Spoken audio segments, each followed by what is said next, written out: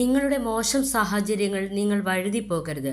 നിങ്ങളുടെ നല്ല സാഹചര്യങ്ങളിൽ നിങ്ങൾ തുള്ളിച്ചാടുകയും ചെയ്യരുത്. ഓവർ അറ്റാച്ച്മെൻറ്റിൻ്റെ ഫലം ഓവർ ഹേർട്ടിംഗ് ആണെന്ന് പഠിപ്പിച്ചു തന്ന ഒരാളെങ്കിലും ഉണ്ടാകും നമ്മളുടെ എല്ലാം ജീവിതത്തിൽ. കല്ലെറിഞ്ഞൊടിച്ച കാക്കയെപ്പോലും കൈതട്ടി വിളിക്കുന്ന ഒരു ദിവസമുണ്ട്. ഉപകാരമില്ലെന്ന് കരുതി എഴുതി തള്ളിയതൊക്കെയാണ് ഏറ്റവും ഉപകാരപ്രദമായി കാലത്തിൻ്റെ കണക്ക് പുസ്തകത്തിൽ എഴുതി ചേർത്തിട്ടുള്ളത്. ആരിലേക്കായാലും ധൃതി പിടിച്ചു കയറി ചെല്ലുമ്പോൾ വഴി ഒന്ന് ഓർത്തു വെച്ചേക്കുക. കാലവും നേരവും നോക്കാതെ ഒരിക്കൽ ഇറങ്ങിപ്പോരാൻ ഉള്ളതാണ്.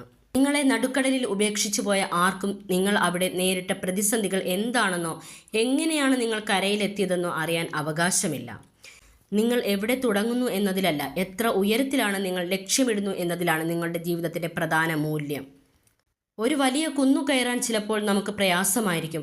ഒരുപാട് പ്രയാസപ്പെട്ട് ആ കുന്നു ഒരു പക്ഷേ നമ്മൾ കയറിക്കഴിഞ്ഞാൽ നമ്മൾക്ക് ഒരുപാട് കുന്നുകൾ കയറാനുള്ള ഒരു പ്രചോദനമായിരിക്കും അത്. അർപ്പണബോധവും അഭിനിവേശവും ഉണ്ടെങ്കിൽ എല്ലാവർക്കും അവരവരുടെ സാഹചര്യത്തെ മറികടന്നു ജീവിത വിജയത്തിലെത്താൻ കഴിയും. നിങ്ങളുടെ പണത്തെക്കുറിച്ചും പ്രായത്തെക്കുറിച്ചും ഒരിക്കലും അഹങ്കരിക്കരുത്. കാരണം എണ്ണാൻ കഴിയുന്ന കാര്യങ്ങൾക്ക് തീർച്ചയായും ഒരു അവസാനമുണ്ടാകും.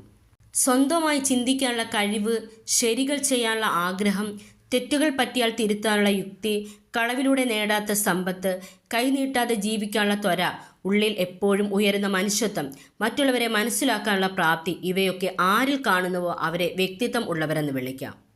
സന്തോഷം നിങ്ങളെ മധുരിതമാക്കുന്നു. പരീക്ഷണങ്ങൾ നിങ്ങളെ ശക്തരാക്കുന്നു. ദുഃഖം നിങ്ങളെ മനുഷ്യനാക്കുന്നു.